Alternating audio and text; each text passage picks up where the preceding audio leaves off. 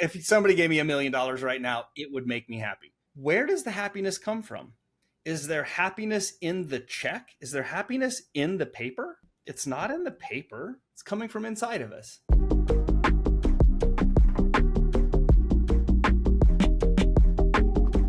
GV, thank you for joining me for our Thought Leader Spotlight series. I'm your host over here, Matt Kamp, head of partnerships at DealMachine. And on these, we really like to shine a spotlight on industry experts like yourself and see how you see the world evolving. So, GV, really excited to welcome you on. I know you're a good friend of mine for 10 plus years now, which is crazy to say.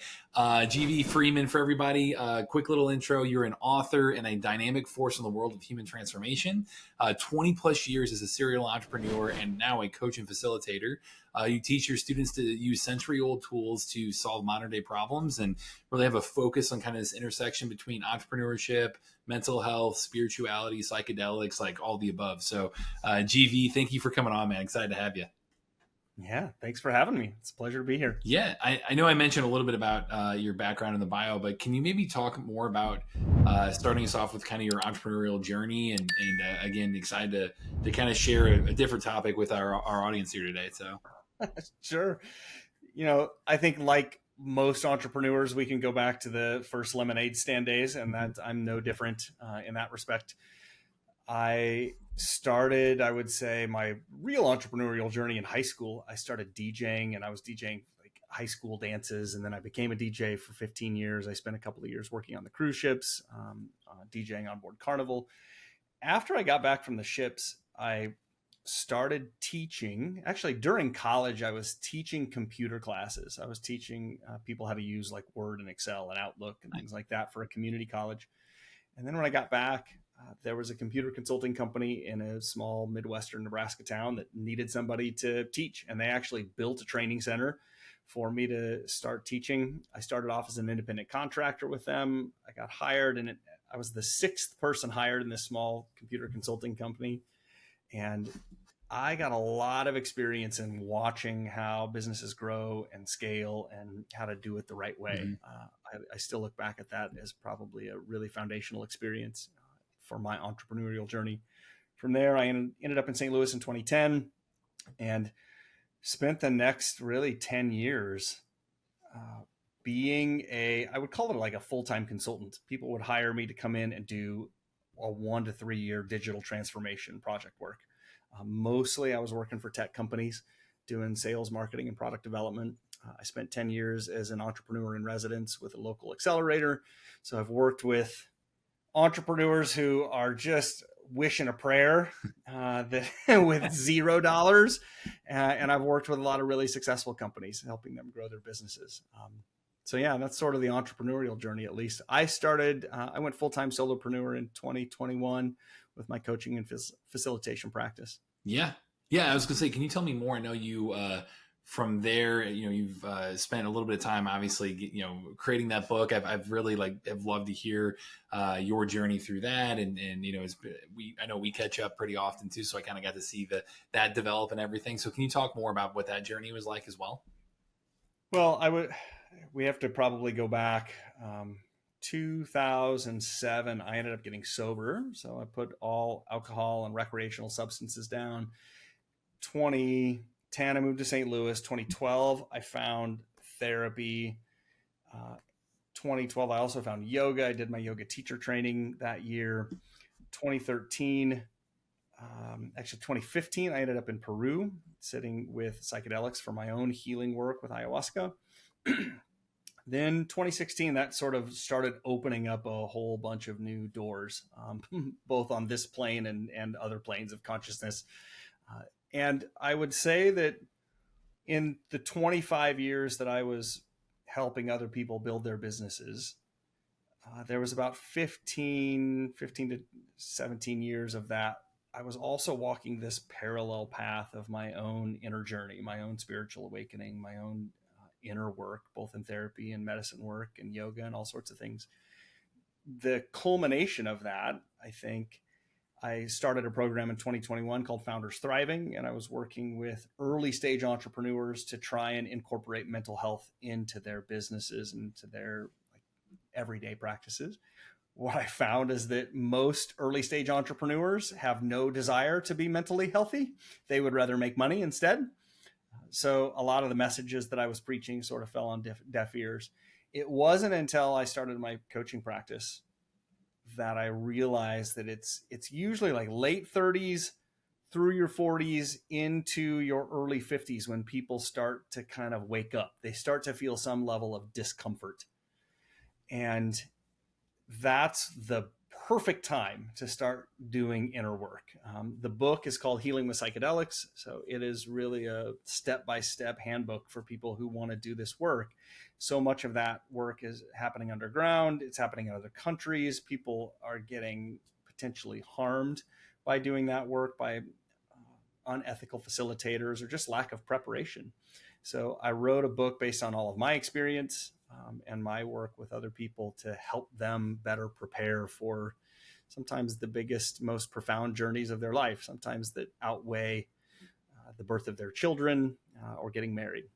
Wow. Yeah. Yeah. It's one thing I love that you touched on a little bit there too, talking about working with entrepreneurs especially, and kind of that the hustle grind culture and everything. Can you talk about, I know we've got a lot of people in our audience who are entrepreneurs, especially within like the real estate niche, right? And interested in that world. One thing that's interesting is all the time we hear people say, hey, yeah, I'm in this for like freedom, financial freedom, whatever that freedom word they throw out there, right? Can you talk about a little bit on what you've seen of defining what freedom is, why people mix that up with like their finances? It's something that I think our audience would really find interesting. Yeah, I think that there's a big misconception that freedom equals finances or freedom equals healthy P&L. Like it's always, freedom is somehow connected to net worth. So one of the things that I started working on really early on was decoupling net worth and self-worth. And a lot of entrepreneurs come into this with a high degree, they perceive a high degree of self-worth because they've become successful. There's a lot of other self-worth opportunities, I'll call them opportunities, that are really lying under the surface.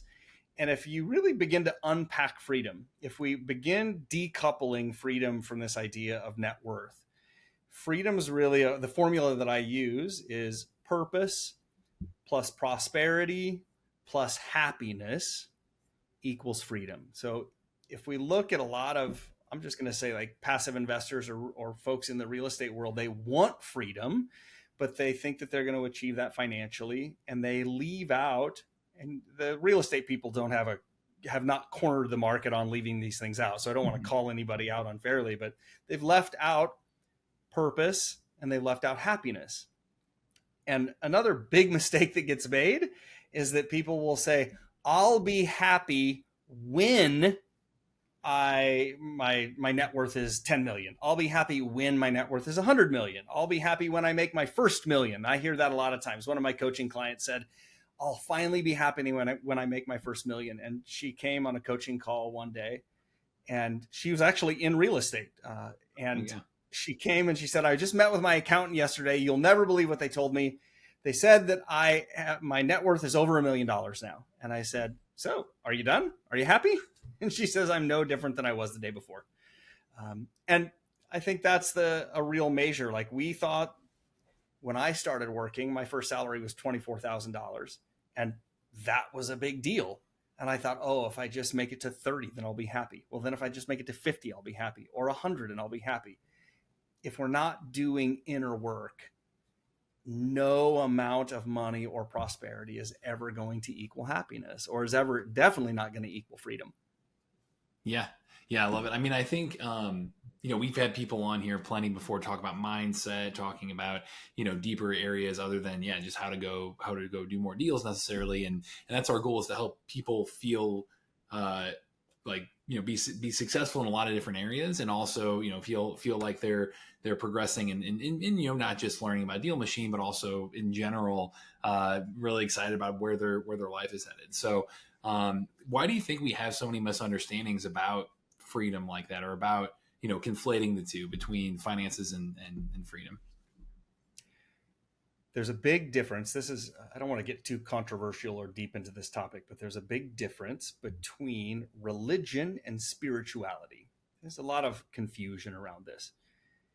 Most religions have a general philosophy that if I do everything right, or if I do all of my good deeds in my life, when I die, I'll get all the happiness that I ever wanted.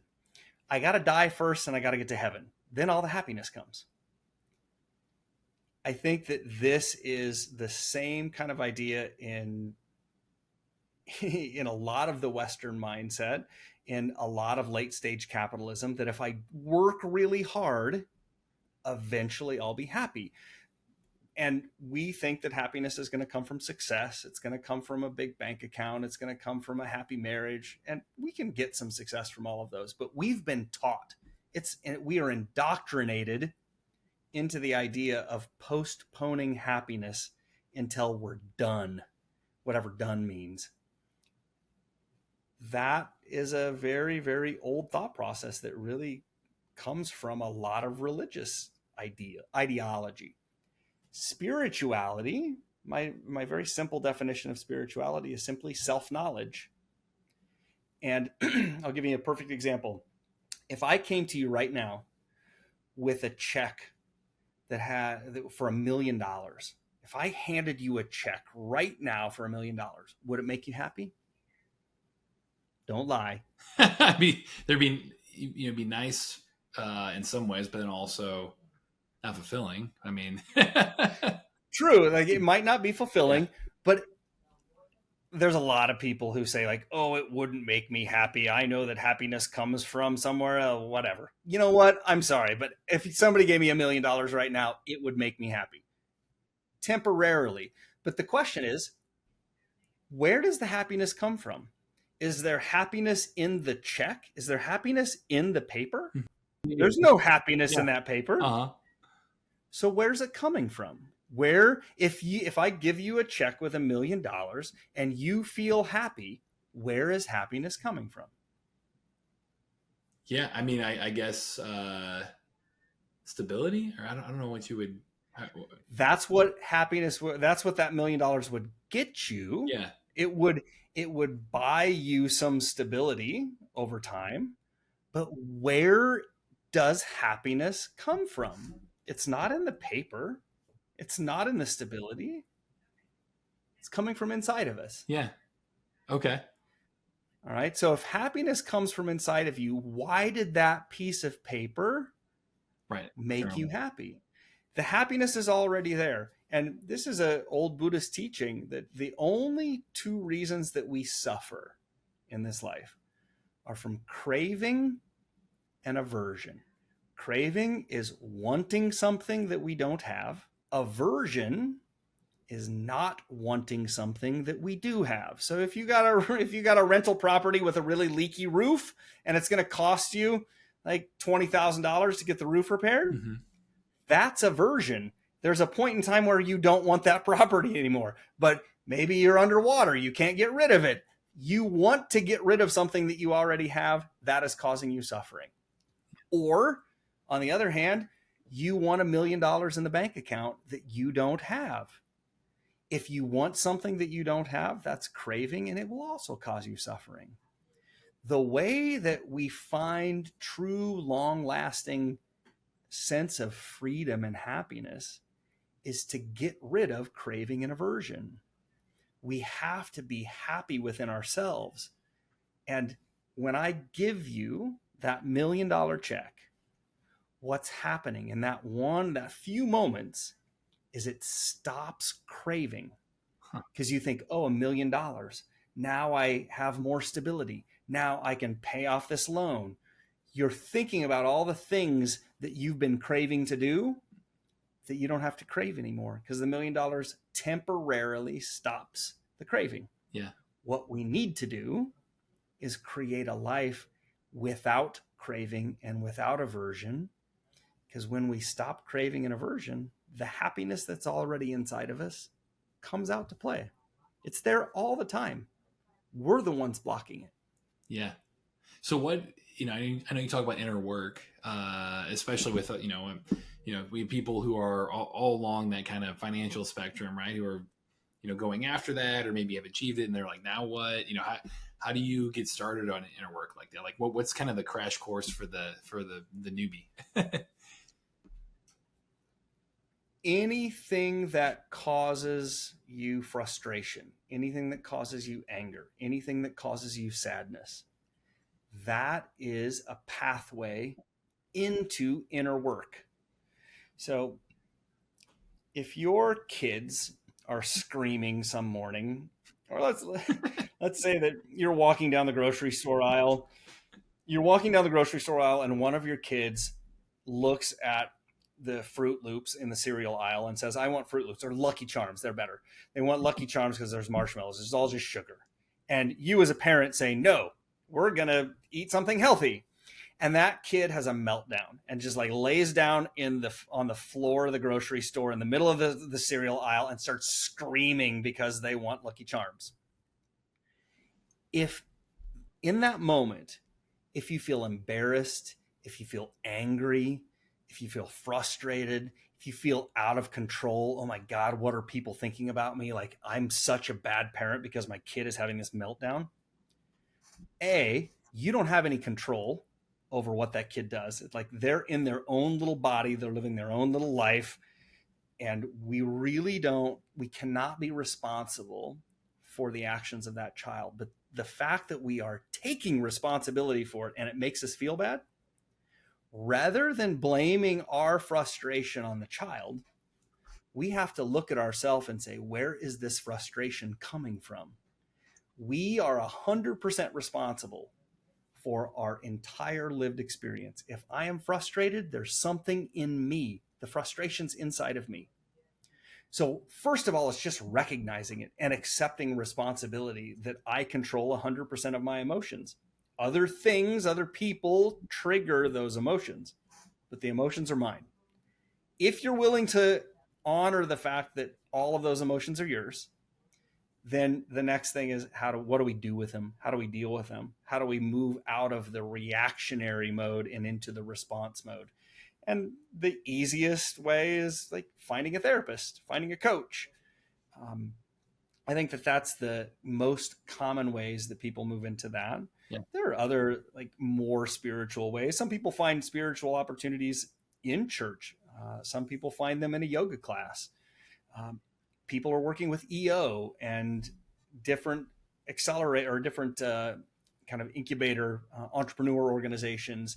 And I think those tap into, or at least brush up against the ability to work with our emotions. As time goes on, and if people are stuck or want to go deeper, then like that's where I personally turn to psychedelics. There's also, I would also say a really great middle ground is breath work. So transformational breath work, holotropic breath work, those are ways where we can start investigating some of our subconscious and unconscious thoughts.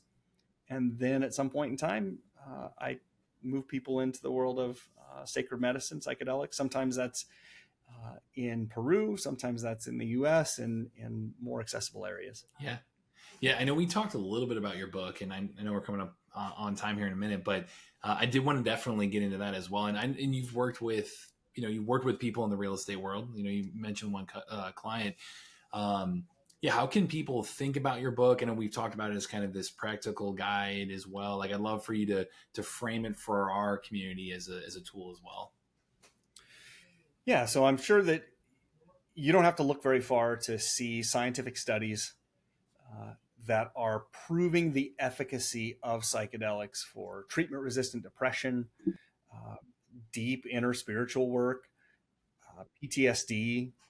So there are so many. Actually, I think that I just saw a recent study within the last couple of weeks showed that psilocybin, which is the molecule in magic mushrooms, can extend the life of a cell by 50%. Wow. And I don't know, they might have been studying mice or something.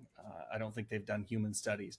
So even for longevity research right now, that psychedelics are having really profound opportunities.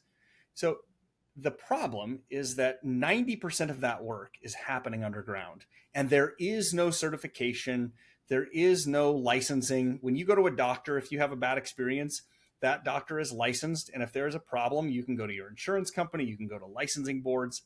That's not happening in the underground or in South America or Central America. And what happens when people are unprepared and they find themselves in a challenging situation with a facilitator, they don't really know how they got there and they don't know how to get out. So what I did was wrote a book. It introduces a concept I created called the psychedelic safety wheel. It's really 12 different spokes on a wheel that help people prepare for these deep experiences. It can be some of the most profound work of your entire life. But imagine walking down the street and turning a corner and meeting a part of yourself that you're ashamed of.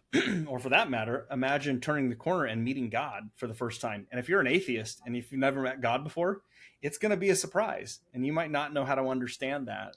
We call that ontological shock, that your whole nature of understanding the world can change in a moment's notice. So what I'm trying to do is help people prepare and understand how to select a facilitator, how to select a retreat center, how to make a trip down to South America in a safe and sustainable way. And then what to do when you come back. 80% of the work happens in integration and activation. We have to understand that the medicine is not going to do all the work for us. Yeah, well, GV, again, really appreciate you coming on. We'll make sure to link to that below. Is it just, what's the best way for people to connect with you as well? gvfreeman.com.